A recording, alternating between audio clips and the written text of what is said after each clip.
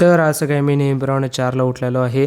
7 तासांची झोप झाली कारण की रात्रीचा असाइनमेंट कंप्लीट करत बसलो होतो.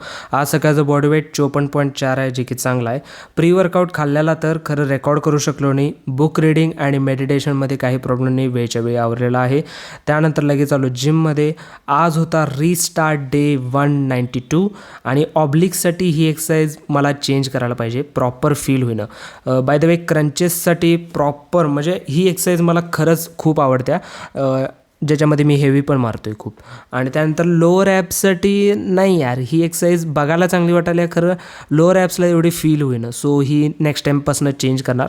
खरं ही एक्सरसाइज ऑब्लिकसाठी प्रॉपर फील होत्या आणि मला सारखं ते एक्सरसाइज जरा बोलायला त्रास व्हायला आहे कारण की मी खूप वेळा बोलालो आहे. ओके, ॲब्सचा पंप असं काय म्हणता येणार नाही. माझं बॉडी फॅट पर्सेंटेज मागच्या वेळेपेक्षा खूप वाढले. सो आता जरासे विजिबल ॲब्स कमी दिसतील, खरं थोडेफार दिसतात. आणि मला सिक्स पॅक्स प्रॉपर नाही आहेत.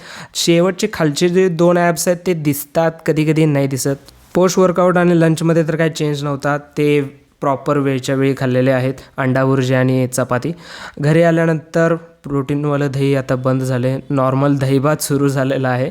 आणि आजच्या दिवसाच्या total 13,000 steps done. Tomorrow restart again.